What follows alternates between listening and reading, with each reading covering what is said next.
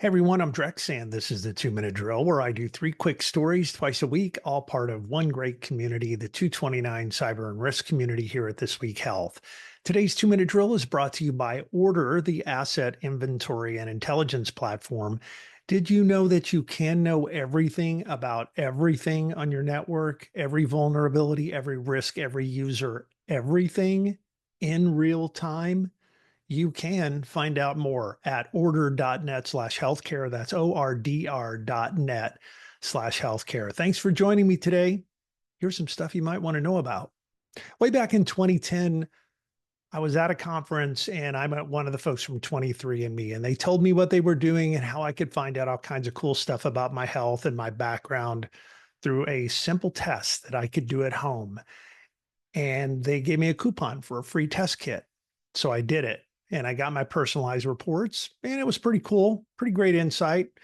Actually, I'm way more Irish than anyone in my family ever told me, which kind of explains now my affinity for St. Patrick's Day. Anyhow, I didn't really think much at the time about how my data would be used, all the ramifications of my DNA being used in studies, or how that DNA data in the wrong hands could turn out to be a real problem for me. I'd given up a lot of privacy for a little information. Probably not the smartest thing I've ever done, but I've done some pretty dumb stuff. So anyhow, two of the stories at thisweekhealth.com/news are about problems at 23andMe and a similar British company called Atlas Biomed. It appears both are navigating some tough sailing from a business perspective. Atlas Biomed customers have lost access to their online DNA profiles, and many customers are now worried about what happens to their private data if or when that company is sold. And 23andMe is on its own difficult path financially. Over the past few years, the stock has sunk from being priced higher per share than Apple to now being on the verge of being delisted. 23andMe is worth just 2% of what it once was. But again, it's the sensitivity of the data that is the big concern for most of us, and what happens to that data when times are tough for these kinds of companies. Now, of course, let me bring this consumer problem around to what privacy and security folks need to make sure that they're working on with their legal and compliance and information services teams. Like consumers, our organizations sometimes sign terms and conditions, and we don't necessarily think a lot about what might happen to the data we provide to third-party companies 10 years from now.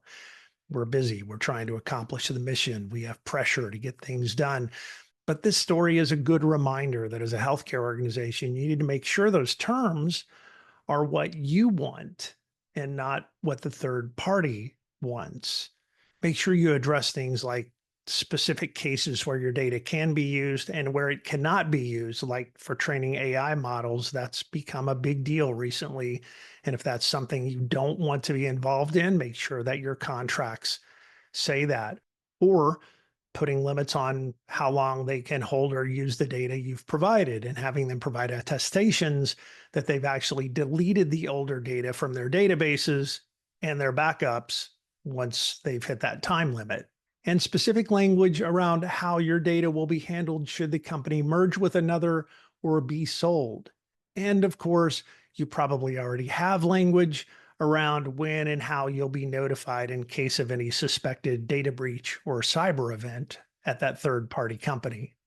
You got that right. Sometimes these consumer events are a good reminder that we should probably take time to tighten up our business processes. And I hope this episode has kind of helped you think through that, at least a little bit. By the way, if you're like me and you sent that little tube to 23andMe and now you're having second thoughts, there's a way to request that your account and your DNA be deleted from their databases. I will put that link in the comments. There's more on these stories and a bunch of others, as always, at thisweekhealth.com/news. Today's 2 Minute Drill was brought to you by Order. Do you really know who all your devices are talking to? You can bring some order to your enterprise. Find out more at order.net/healthcare. That's it for today's 2 Minute Drill. Thanks for being here. Stay a little paranoid. I'll see you around campus.